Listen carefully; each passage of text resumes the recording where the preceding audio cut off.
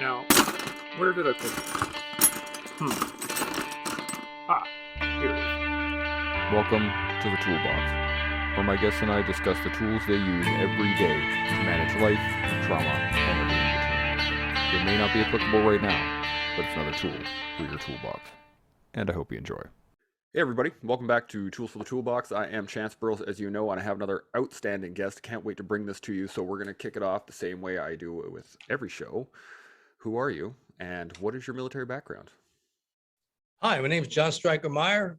Spent 3.5 years in the Army, 3 of which with the Special Forces, the Green Berets. Green Beret. And during that 3 years, the first year was getting trained because I was just a city slicker from Trenton, New Jersey, and had to get educated in a military manner.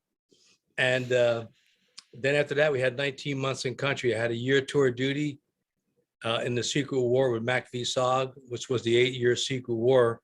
And I reported in country at the end of April 68, went home at the end of April 69, was in the 10th Special Forces at Massachusetts for 5 months, and then returned, got back on my old recon team. I was there from October until April 1970, came home, got out, began the transition back to civilian life. Man, so you did 2 years plus in country, and you served 19 months 19 altogether. months? Okay, so Yeah. almost 2 years. We'll call it almost 2 years. Sure. 5 months shy of it. We'll say a year and a half and a bit. It felt like an eternity. Yeah, it always does though, right? Like I served 8 months, and I only served Yeah. 8 months overseas, and that's considered a long tour. From up here in Canada, we usually only do 6 to 7 month tours, but Well, those are the longest months of your life too, right? yep. And it's kind of funny. I was actually just talking to a friend of mine about this, that 90% of life in the military is just sheer boredom, right? It's either going to a place, coming from a place, loading stuff, moving stuff, or just literally sitting there waiting for stuff to happen. And then you Right. got 5% of absolute insanity and 5% of sheer terror. And that's military life basically on tour. It's not Oh yeah. it's interesting. Now, you got out in 70 or 71. Yeah, April 1970, April 25th. And what did you do after that? What was the next step? Well, it took me 2 years to flunk out of college, so I had to go back. My dad got me a job driving school buses, Mhm. and just to get some chump change, and then went back to college, summer school, and then during the fall of 1970, I went to attended night classes, and just to make up the courses that I failed, and then returned to school full time, got involved with the school newspaper, and then finally graduated. It took me, I was a freshman in 1964, and I graduated in December 1974. So you could say I was a slow learner. I always say it doesn't matter how fast or slow you go. It's the fact that you move forward. And Indeed. that's doesn't matter if it took you 10 years, 20 years, 50 years. You just came out, you're a college graduate, right? That's it.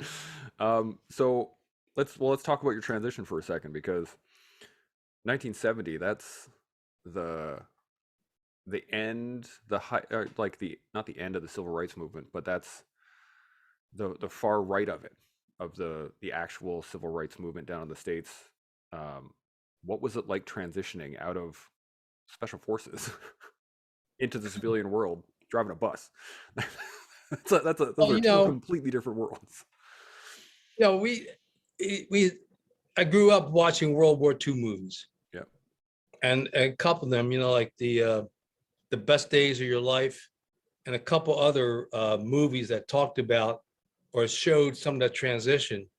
So in my case, I knew that I would be coming home, or hope to come home someday in one piece. So by coming home with my body, if not my mind, completely intact, it was like, hey, that's the first step. I'm back. I'm glad to be back. And then the first year or so, a couple of friends of mine had talked about doing some contract work with the agency, but it never came to fruition. Mhm. And I really just wanted to get back to school. Um, I left when I flunked out. I was a phys ed major. I came back. I was in phys ed, and then they came out with political science. So I transferred to political science, and that's what my degree was in. I really enjoyed it. Studied, um, and going to college this time was different because some of the classes they had great professors, and you could really have dialogue, and that was my goal. So by coming back, instead of running missions across the fence in Laos and Cambodia, or maybe North Vietnam for a down pilot, the new mission was to get my degree and to see where we go from there. So and during that course, I got really involved with the school paper, became the editor for a couple of years, and then when I graduated from college, I went down for an interview at the local newspaper in Trenton, New Jersey, the Trenton Times, and I got a job. And I was a good reporter, but my writing left a lot to be desired. But anyways, we worked on those skills. I was there at the Trenton Times for 10 years, then went to San Diego at the San Diego Union. I was there for about 8 years, and then a little newspaper up in North San Diego County called it was the North County Times, and was there until November 18th, 2008, when they were downsizing. And so I went from there to working from that day on. I worked at 3 different nonprofits, all of which help veterans get affordable housing. And I was in my last, well, I'm still an unofficial member of the last nonprofit, which was the Veterans Affordable Housing Program out of Orange, New Jersey, California. And the main guy there is he'll be 90 in July. And he's an original Green Beret. Oh, man. And he was with the first Green Berets that went into Germany in 1953. And because the Cold War was at its peak then, and we needed special forces there to work behind enemy lines to keep an eye on those commie bastards on the other side. I was going to say 53. So that's say the end again? of the 53 is the end of the Korean War, right? And then, so yeah, that would have been right at the height when spying and having, that was the heyday of it, right? When you had multiple spies on either side and you had special forces groups moving in between. That's the background of every spy novel from the 60s and 70s. Absolutely, awesome. Yeah. And my friend is Richard Simonian, and he marched into Bad Tolz, which was the first headquarters for 10th Group. And he, to this day, he remembers it vividly because the people saw them with their jump wings and they go, do not mess with these people, because they remembered the 101st Airborne, Yeah, 100%. That is, man. So now writing and getting into school right away and going into political science and developing that that next mission, which I think is absolutely critical when you get out of the military, because we are mission-oriented people anyway. Oh, yeah. You just have to find whatever that thing is that is next and just give her. And then, if you find out that's not the right thing for you, cool. Move on to the next one. Just keep working until you find something. But well, yeah, and I was really lucky. I mean, my family was there. The friends I had from church that I grew up with when we were like, junior high and high school, most of them were back from their time in service. And we all gathered back, had the church softball team, and then we had a church bowling team. So I had that camaraderie with them. Yeah. Then on campus, it was unique being on campus because there was a lot of anti-war protesters, of course.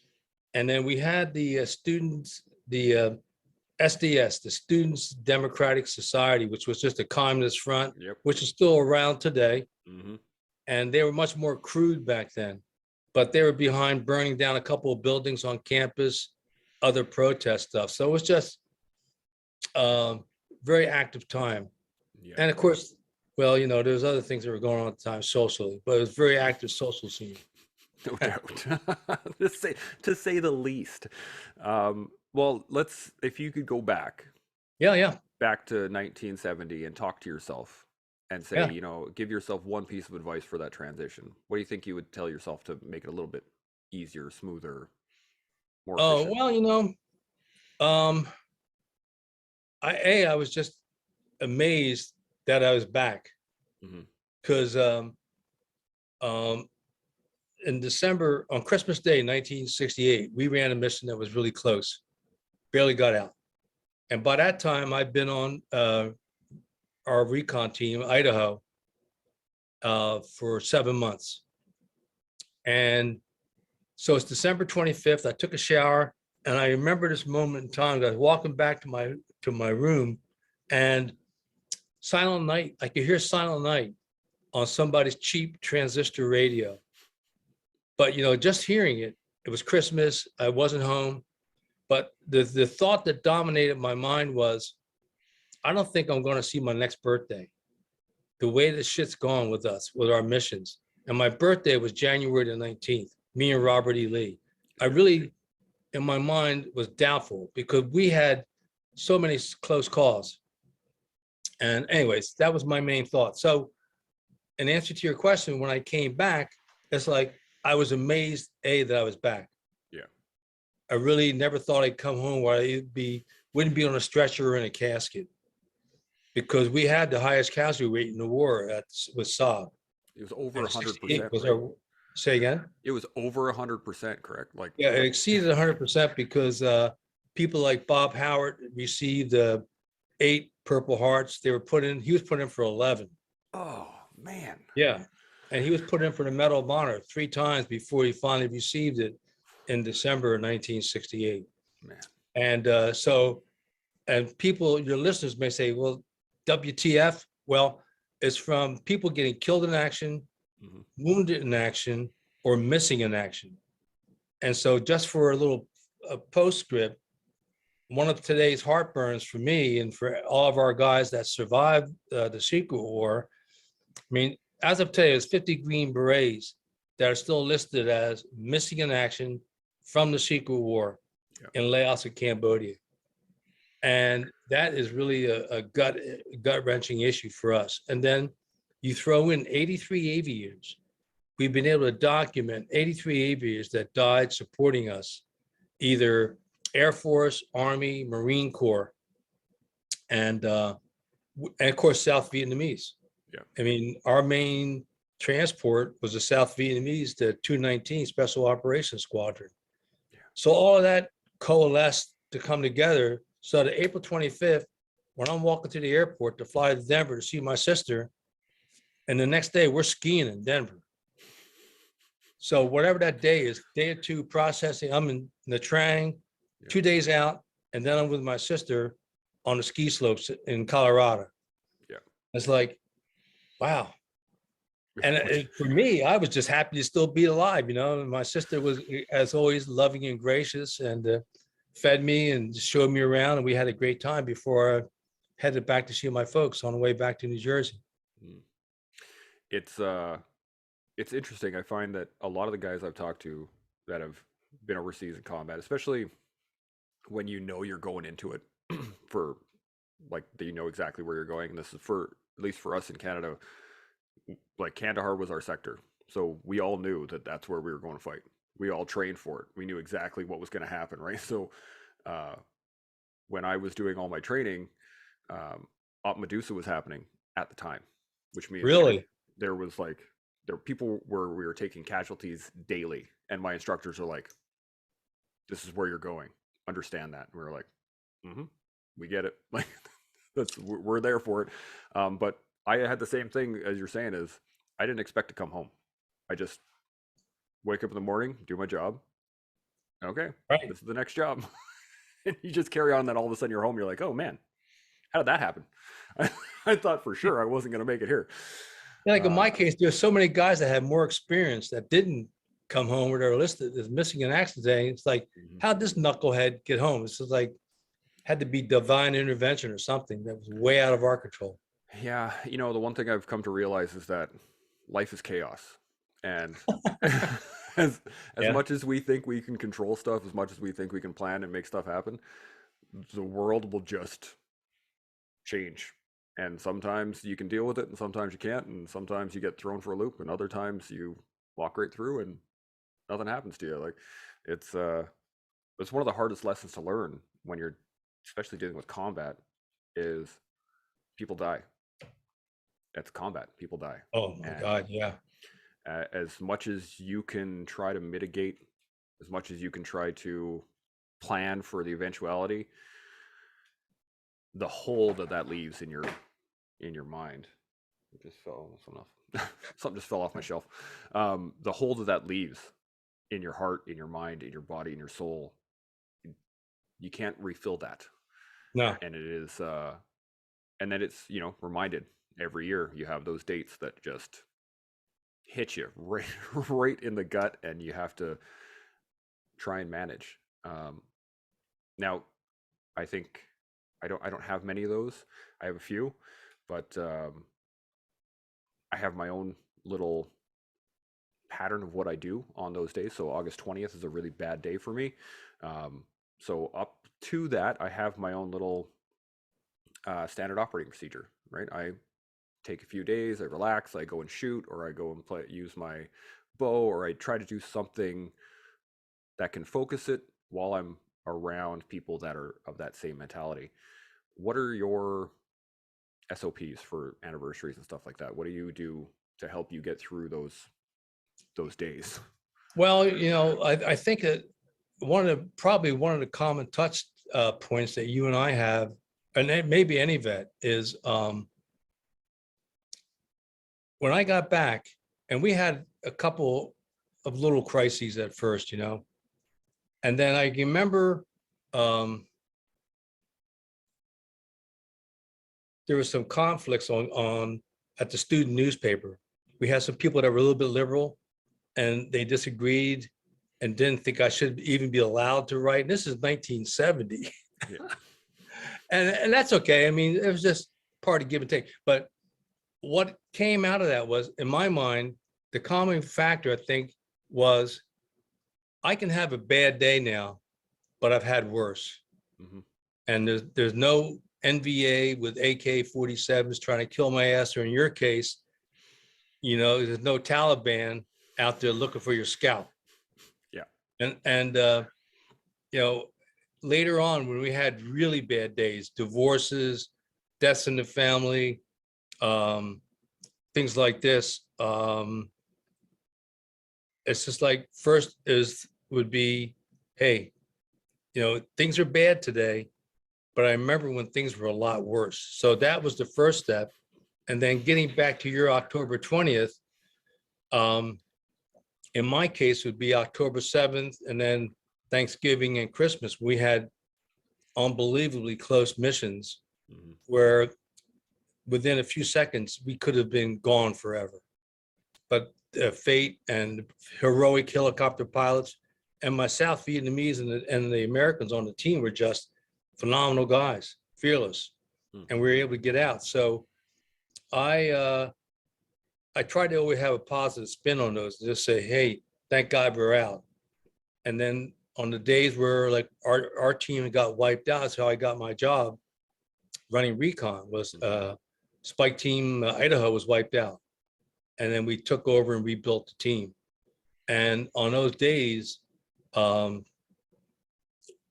try to make it positive and just think about the men that we lost.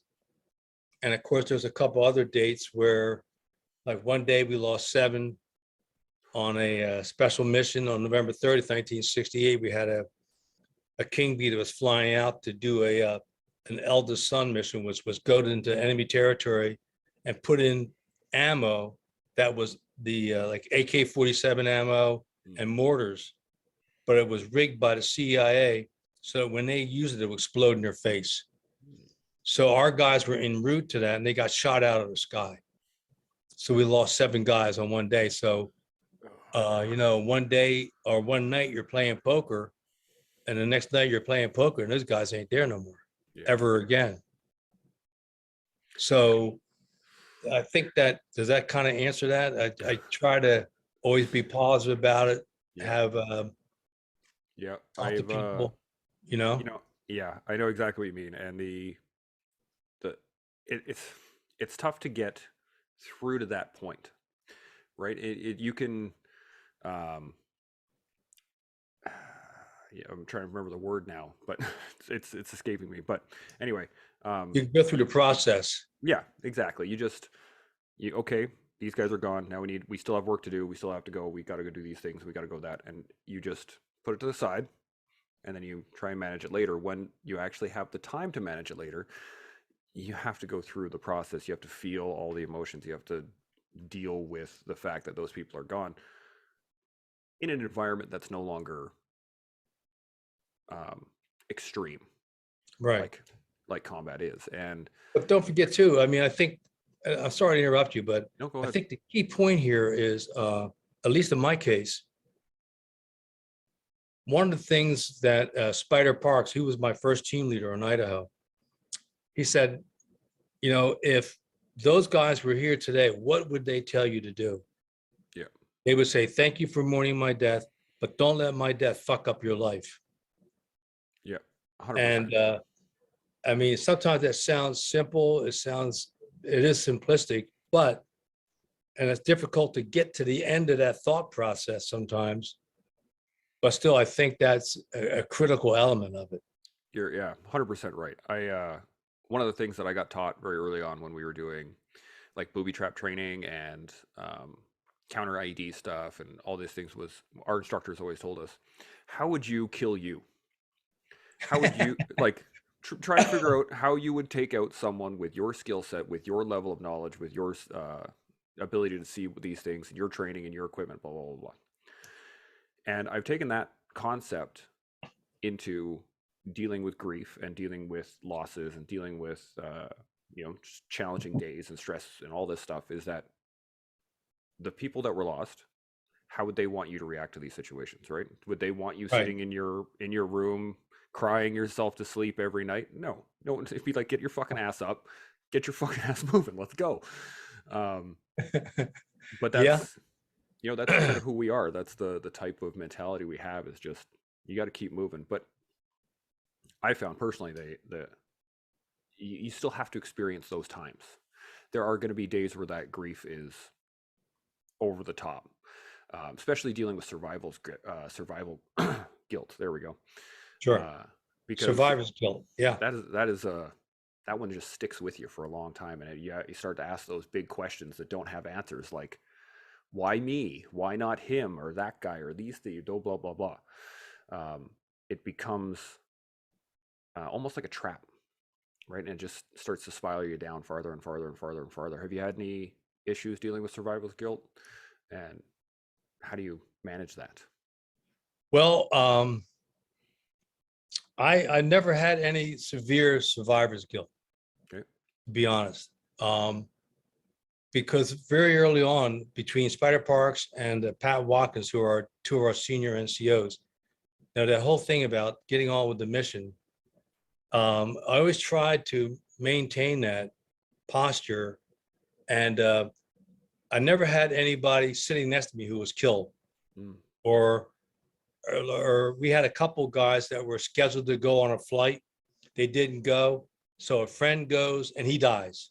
Yeah. And I can't imagine what those guys go through. In fact, there's one friend of mine, Mike Taylor. I mean, to this day, he's haunted by that. Yeah. And so I don't know. I just have my little simplistic way of looking at it and talking to people to try to support them on it, and encourage them to try to think about, if he was still there today, your friend who you lost, who would come back and talk to you, he'd whisper in your ear and tell you, look, the first 50 years of missing me and feeling bad about it, that's cool, but let's get on with your life. Yeah. I mean, I think one of the hardest parts is realizing how much time you spend like mourning, and you can let that take over your life if you let it, because some days it does. But as you said, or as you and I are both saying quite a bit, is like, you just have to, like, the next day, okay, make a plan for the next day. Sure, you want to be sad today, okay, cool. Tomorrow, what are you going to do? And here's one other point too. Yeah. One of the things that I missed, and it got to the point where you try to find replacements for it in civilian life, was the adrenaline rush of combat. I mean, tough one. That is. And that was for me in some ways tougher because they're part of, okay, I had a lot of other reasons why I went back. But one of the reasons I went back was there's that moment in time when you're on full automatic and they're trying to kill you, which you know what that feels like, and you win. I mean, it's better than football or in your case, soccer, whatever. Hockey. Hockey, indeed. There we go. Okay, let's get down to some manly sports, right? Yeah, exactly. But that to me, I mean, that was, you never quite thought about it too much until you got home, in my case. Yeah. And no, go ahead. you know, just that those few seconds when you're on full automatic in the beginning of a firefight, then it carries on and on and on. And all this time, these people are trying to kill you. It's just like, oh my God. And then later trying to find something to be close to that. Yeah, I'm still searching. I haven't found anything that's quite like that yet. I was a machine gunner too, so yeah, like when you open up, it's that's a whole nother ball of wax when you get to when that first round zips past your head and you're like, oh, game on. And you just start ripping it. I remember I had a 100-round teaser belt on my, I was using a C9, so it's like a 249 that you guys use. And a 100-round teaser belt on it, and I think I dumped a 60-round burst just right off the hop, and I was like, "This is happening. It's going down." I just dropped whatever I could because, like, I don't want to play games when it comes to shooting at people. No, that's for sure. But you're right though, because there's a lot of things about the combat zone that we miss instantaneously. I tried to get back for a second tour. After my first one, had a bit of a disagreement with a sergeant major, and my name all of a sudden came off tour. I don't know what happened. So that, yeah, it's unfortunate I didn't get to go back, but the benefit is that I learned a ton of lessons, and not only that, I got to become an instructor and teach that next crew of people how to play the game and how to do it right and how to push forward and how to be really good soldiers. But the lessons that loss teaches you are they're tough to quantify because they cut sections out of you, and then you have to figure out how to work around those. Do you find that were there any major lessons that like you took to heart right away once you started? Carry more bullets. Carry more bullets. That is the best lesson I think to learn you can get. That's fantastic. Yeah, we thought we had enough, but then after one particular firefight, it was just like, okay, then we just always carry 600 plus rounds. Yeah. And then of course we had, did you have any sawed-off M79s during your time? No. So we had the sawed-off M79s, some rounds for that, and of course hand grenades. Of course, man. I don't think, at least when I was there, we never got close enough to engage in hand grenades. That was. Oh, really? Yeah. No, we were anywhere from distance. Sometimes we'd get close, but it would be like, I think the closest when I actually ever saw the enemy was maybe 30 or 40 meters. Wow. And because I mean, a lot of the times for us at least, we didn't see the enemy. We would see muzzle flashes, or you'd see a rifle get stuck out on the side of a building or pop up over a wall, or like you would rarely actually see the enemy. Well, that's true in our case too. I mean, in the jungle, a lot of times our South Vietnamese could smell the enemy. So if they were coming for us, like if we had a defensive position set up, they're coming for us, every time Sal or Fook would open fire first because they knew they were there. Yeah. And we got fire superiority, which is critical. And a lot of times in triple canopy, the same thing, muzzle flashes, or maybe the wrong end of an AK-47 or an SKS, or God forbid, an RPG. Yeah, those are a whole nother ball of wax. I got to see the coolest things, a bit of a sidebar story, but I watched his a couple of it was 7 abreast running into machine gun fire Afghans with RPGs on their shoulders, shooting like at the run as they were running into. And I was just like, that doesn't seem safe, but cool, man. Like, you kids give her. I'll be over here with my machine gun behind a wall. But yeah, it's funny. The indigenous forces are, from every story I've ever heard, they're either absolutely batshit crazy and they'll do unbelievably brave, insane, valorous kind of things, or they'll be hiding in a hole somewhere back there. There's no like, doesn't seem to be a middle. Exactly, yeah, exactly. But there doesn't seem to be a middle ground. There's either like absolutely insane brave or not at all. It's one or the other. It's crazy. But that's a beside the point little side note there. But I like what you said though, in terms of bring more bullets. If you are in a bad spot, the best thing you can do is have more tools, have more ammunition, have more people.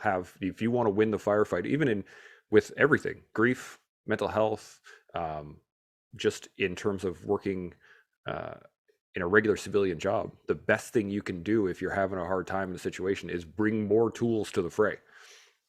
And I think there was a meme about this a little while ago. It was like, if you ever are going to be in a gunfight, bring all your friends who have guns and make sure they bring 2. Because that's the way. One of the things that I took very early on from faith was, I'm not hugely religious by any means. I'm technically Jewish. I don't really follow scripture by any means. I definitely don't eat kosher because I love myself a bacon cheeseburger. Those things are delicious. But one of the things that we have within the Jewish religion is a saying anytime someone's lost, and it is, may their memory be a blessing. And I think that has helped me more in that one line, dealing with loss and dealing with anniversaries, in that I take those days and I get to remember some of the best people I ever knew and just enjoy it. Do you have anything that you found from your faith that has helped you get through those portions? No, but not a direct quote like that, but the overall would be to really remember the good times and the positive before they were lost. Yeah. And that there's ever a chance to tell people about their story or their valor, to do so. And that's critical because, man, there's just so many, and you never know. I mean, we've had some folk, because the secret war that we fought in was a double-edged sword, in that theoretically you could not talk to family members who lost people. Yeah. And for 20 years we couldn't talk. We signed those NDAs, and most people stood by those pretty religiously, because if you didn't and they found out about it, you could be prosecuted federally for that. Yeah. So, and the double-edged sword is on that is, okay, it's bad enough to lose somebody, but the other side of the coin is, like, for example, even on SOG men who earned the Medal of Honor, or our guys who were KIA, killed in action, missing in action,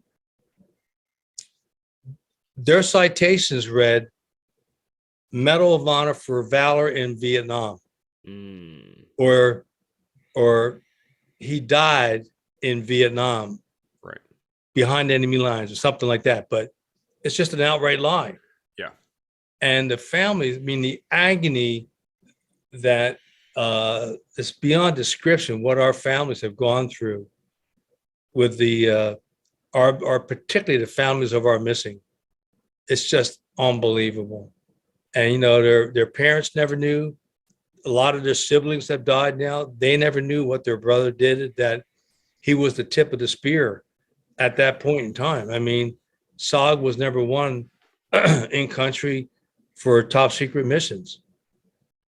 And those are all across the fence. And I don't know. Maybe I'm going a little too far to that thought, but it's really that double-edged sword. It's just so painful. And so I bore you with that to say this. We have an association where twice in the last couple of years, well, within the last 6 years, we've met family of men who served with us who were listed as missing in action. One was finally recovered around, I think, 05 or 06, and the other still remains missing. But to meet these family members, they never knew. They never knew what their dad or their brother did. And they never knew about SOG, let alone what Special Forces did. I mean, our Green Berets at the traditional A camp, they earned their pay. And that was nasty duty, man. You just sat there waiting for the Viet Cong to drop rockets on your head every night.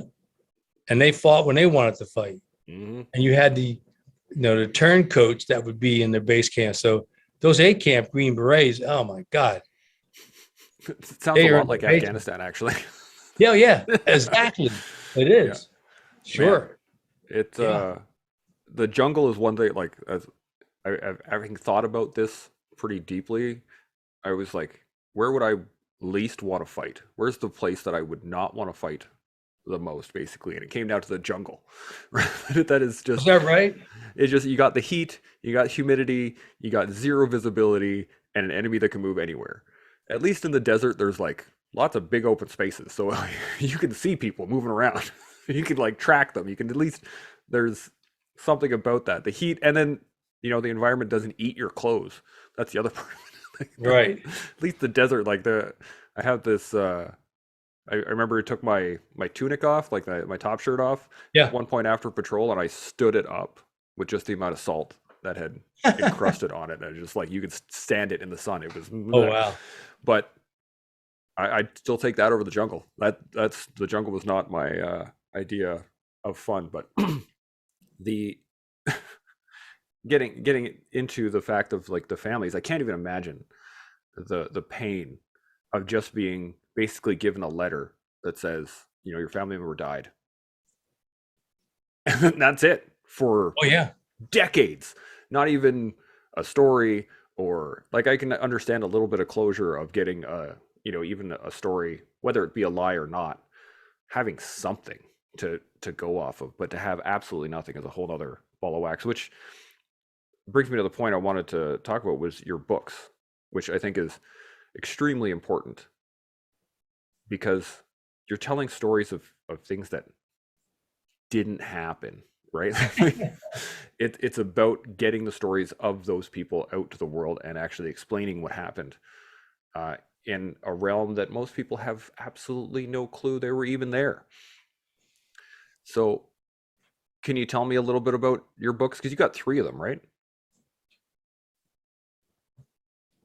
Yes, sir. I got 3. I just want to. It got dark here all of a sudden. I want to get a little more light for you so you can see me. No worries. That better? It's the cloud cover. Yeah, that worked great. Yeah. Sorry. No worries. Yeah. The first book was Across the Fence: The Secret War in Vietnam, and then the second book was On the Ground, that I co-authored with fellow recon guy John Peters, and John's just a brilliant writer, and so I was able to get his help. And he had a couple of stories about his time in the Secret War. And then the third book was SOG Chronicles, Volume 1. Someday hope to get Volume 2 started. It's just that between the COVID, family moving from California, we're now in Tennessee. And now we have 4 acres instead of a front yard. So it takes a little bit more time managing this stuff. Yeah. It rains a lot here. This grass keeps growing. Things are green here. A little different than California. Yeah, and so the books for me, like my first book, when I started it, we had 4 teenagers and a newborn in the house, and my wife said, "You got to start writing this." And that's when I began. When we had 4 teenagers in the house, and our little girl was just running around.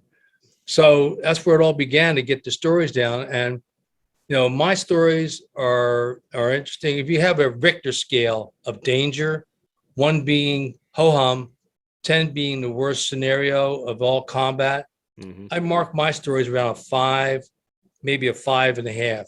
compared to the Medal of Honor recipients, our men who are killed in action. Yeah. And then Lynn Black, who on October 5th was on a 9-man team, comes up against 10,000 NVA. And the reason why we know that, he talked to the guy who ambushed him 25 years later. So we know the details on that. Oh man. And so Lynn only got a silver star. He should have had the Medal of Honor. He was wounded. He attended to the wounded, and they inflicted 90% casualties between the recon team and air assets. They wounded or killed 9,000 NVA that day out of 10,000 division. That I think it was a couple of weeks ago, I listened to that episode where you were talking about that specific one with Jocko, and I was like, oh yeah, God damn. God damn. Can you imagine?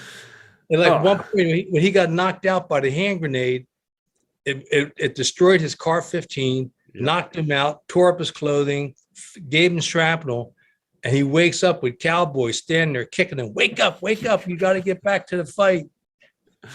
Oh man. I can't, like, my limited engagements in combat. I think I had maybe 3 firefights in the whole 8 months I was there.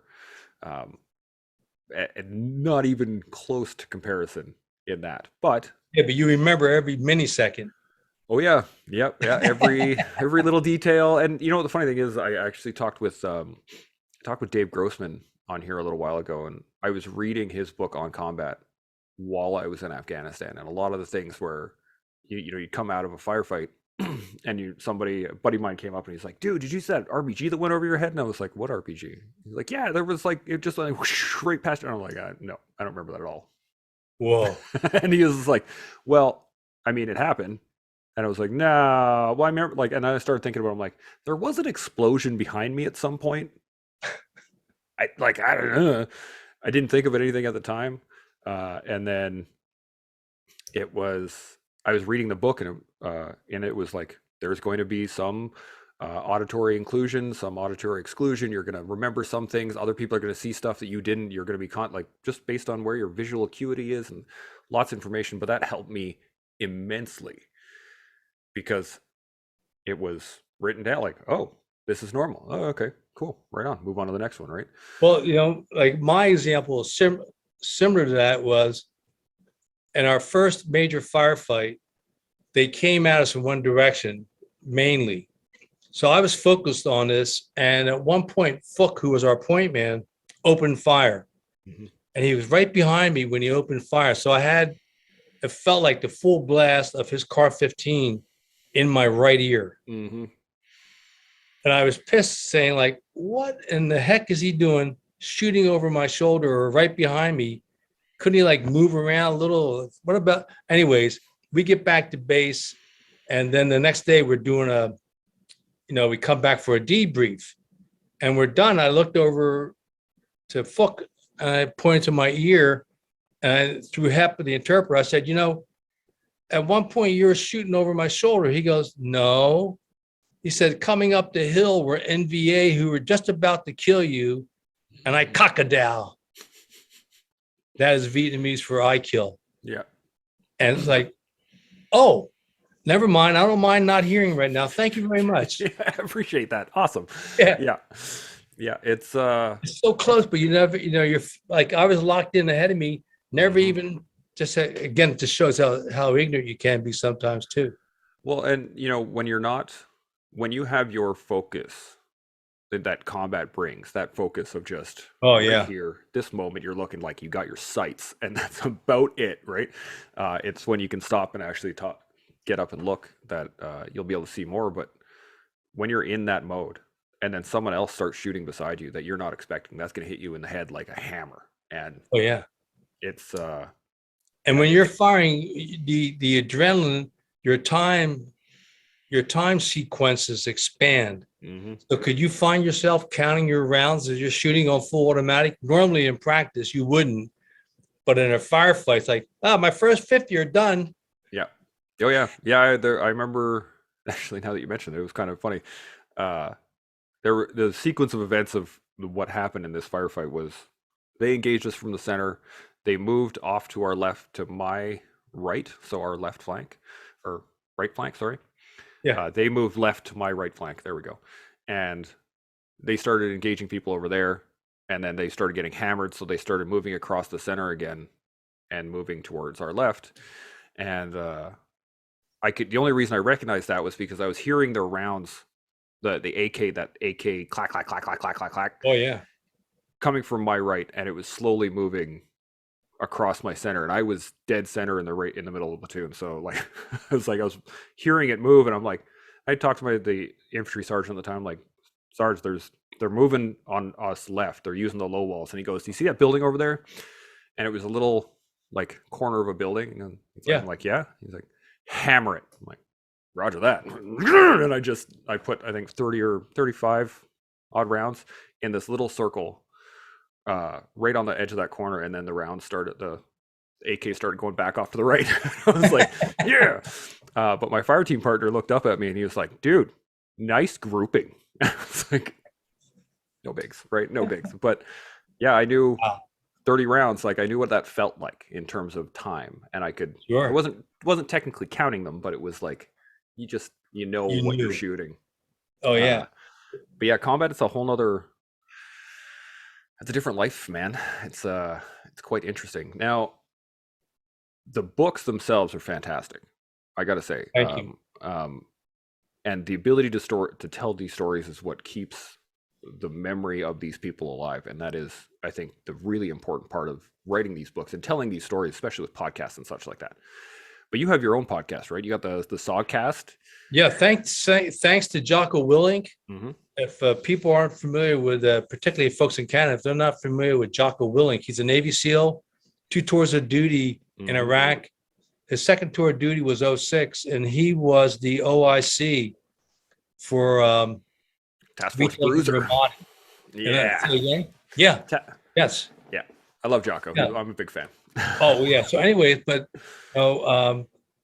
I've had the honor of having 8 separate recordings with Jocko. And as we did the 6th, the 7th, and the 8th one, I kept saying, hey, I got a guy you should talk to. And we both want to get Lynn Black. Mm-hmm. And so we're talking about people to interview. And finally, Jocko goes, you know what? We got to get these stories. Why don't you let's call it SOGcast. Mm-hmm. I go, okay. So how's this going to work? He says, you do it, the interviews, and then Echo Charles will handle the technical side and then post things. Mm-hmm. And so he was serious. And so then we made the adjustments. He paid for all the equipment that I have in my studio where I'm sitting right now, for the cameras, the microphones, and recording devices, all this stuff. And he did it all. And now whenever we fly anybody to my studio, he pays for the guys that fly in, pays for the hotel. Absolutely. And that's done more to get our SOG history out to people. And we've got 26 episodes recorded now in the can. And usually Echo Charles will post the audio version first. Mm-hmm. So we've had now 21 audio versions have been posted. And 2 weeks ago, they posted number 5 on YouTube. Mm-hmm. So the first one that they posted on YouTube, that's now got 156,000 views. So it's SOGcast number 1. And the audios are available on Spotify and Apple Podcasts. And then the YouTubes are on YouTube.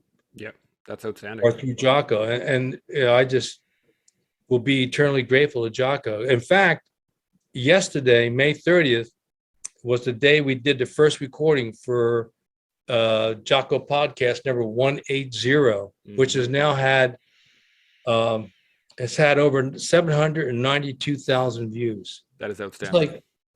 It's that just blows my tiny shrinking mind. It goes to the the importance of the stories. I think that's the key. Is that it's all about how, I always said the military is a microcosm of the nation that it comes from, and each one of those stories it's a piece of what that nation is made up of. And if those stories are, which I mean, they're full of valor and courage and problem solving and working with each other, and just like so many great things that the American people and the American society holds to a high standard. Like, these things need to be held up and seen. Yeah. Well, by the thank average you. And, person. on a very personal level, I mean, I'm biased, of course. I thought that, okay, my stories are kind of interesting. Okay. But the other guys' stories, the people like John Walton, Lynn Black, and John Peters, and these other guys that I served with, the Frenchmen, I always felt that those stories were like, whoa. And then because we're the quiet professionals, we couldn't talk about it. So I Mhm. finally started writing for Soldier of Fortune using a nom de guerre Mhm. with Soldier of Fortune back in 1980, 86 or 87. Anyway, but even there is kind of like reluctant to do it because that's part of my SF side, which is shut the hell up and get on with your life. Mhm.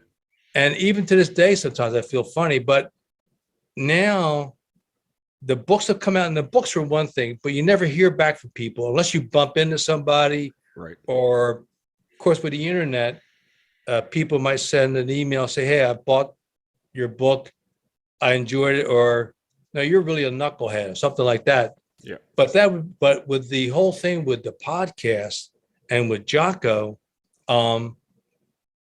it's nice to realize that people who'd never heard of this or heard about SOG or the recon teams, when they hear the stories, they basically echo my sentiments.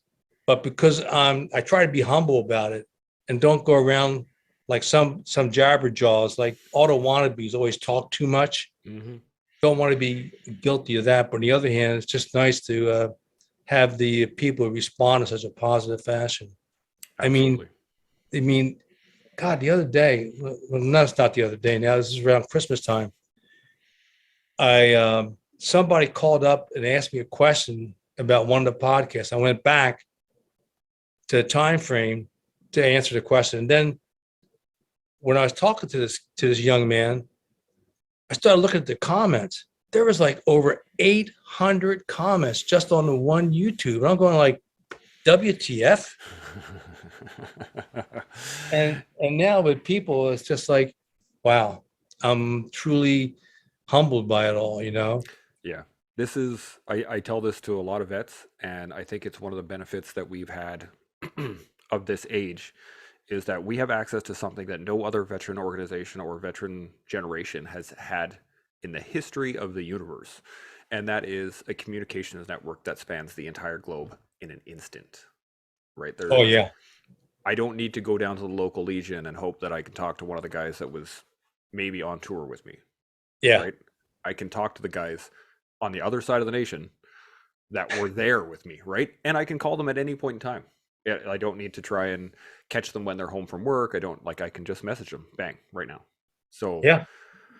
when people have hard days, when people have hard weeks, when depression is kicking your ass, when, it's a bad anniversary or bad date or bad anything, we're here. we're available, right? You can just call someone, you can just talk to somebody, you can engage someone directly rather than having to fight alone. And as we said earlier, if you're going to get into a gunfight, bring your friends with guns and make sure they bring two. That's the way it is. Yeah. And that's why, I mean, we always packed minimal food, minimal water, because we wanted maximum firepower. And there's at least twice, and maybe a third time close, but there was at least twice when we finally got to the LZ and we're being distracted. We're down to the last magazine. Man. That's just too close, or to the last hand grenade, Yeah. It's like WTF times two. I was always, the basic combat loadout for us for the C9 gunners was 600 rounds. And at the time, that was considered a lot. I made sure to carry 1,200. At a minimum. I always had extra on me, because if you do get into it, the one thing you're never going to say is, I brought too much ammo. Right. Just My okay, we got more stepson ammo. was yeah, my stepson Evan was the same way. He was in Iraq. He was a scout. Hmm. And he was attached to Third ID, and he had a saw. Yeah. He always carried. Oh man, I want to say at least 2,000 rounds. I don't know how he did it, but this kid's strong. Yeah. But he did it, man. And there was a couple of times he used a lot of rounds with that saw. This is the beauty of that weapon, is that Yeah. it is built to burn ammo, right? Like that is what it's built for. You're pounding out lots of ammo because you're using a small round, right? The GPMG or the 50 or anything like that, you're the bigger rounds, you need more time to cool. But these things just they spit it out like it's like, oh, I just love it. It's my favorite weapon system. I would love to carry one still today if I was allowed to. We're not allowed to have them in Canada, but whatever. Yeah, I feel the same way about my car 15, No doubt. There's something about it, like they become Oh yeah. just an extension of your own self. Now before we shut it down, I did want to talk about Prairie Fire, the game, because Oh yes. ARMA uh, with ARMA 3. I've been a big fan of ARMA for many years. I've been playing it for a lot, and then I saw it come Oh, out, no and I saw kidding. your name on it, and I was like, yes, it's gonna be awesome. How did you get involved with that?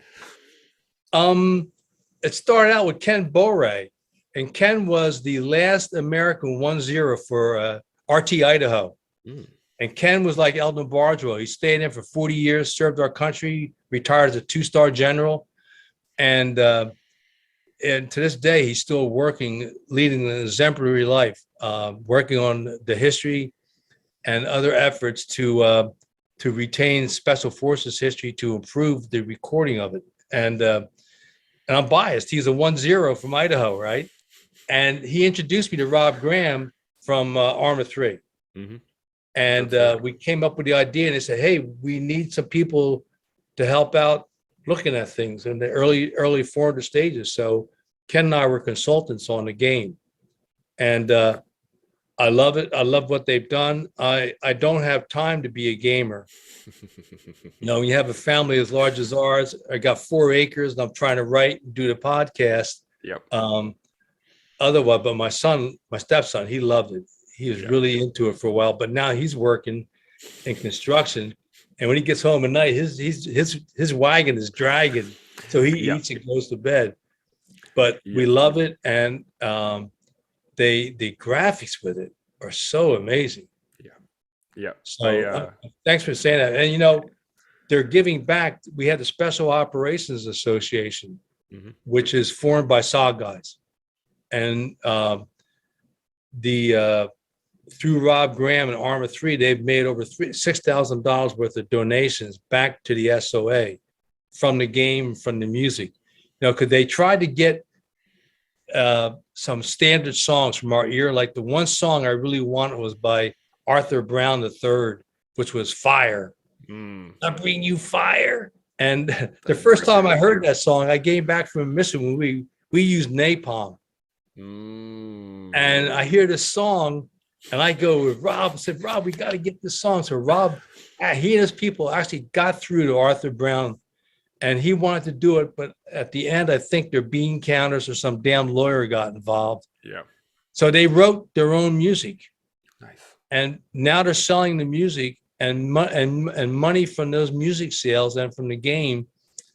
They've donated $6,000+ to the SOA. That the SOA is the board of directors uses it as for scholarships or for they have one of their committees is a family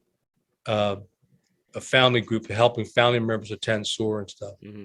That's but they're just incredible. And Rob Graham and his staff are amazing. Yeah. I mean, the way they got down to detail, they know more about SOG now than I do. They study it all the time. Now, I did my little stick. I did my 18 months and came the hell home. These guys dig into it. They dig deep. Yeah. The level of realism in that game is outstanding. We actually were using a system, a game that was built off of that framework within the Canadian Forces as a way to work on communication and stuff like that without having to be in the field. And you could just work on like radio procedures and telling what people to do and being able to see things from a larger scale. It was besides the point. But I'm It's such a great game. I love it. Oh, It's yeah. so much fun. And not I only wish that, my day was longer. If we could get Yeah. 26 hours so I could dedicate a couple hours, I would Yeah. be into it.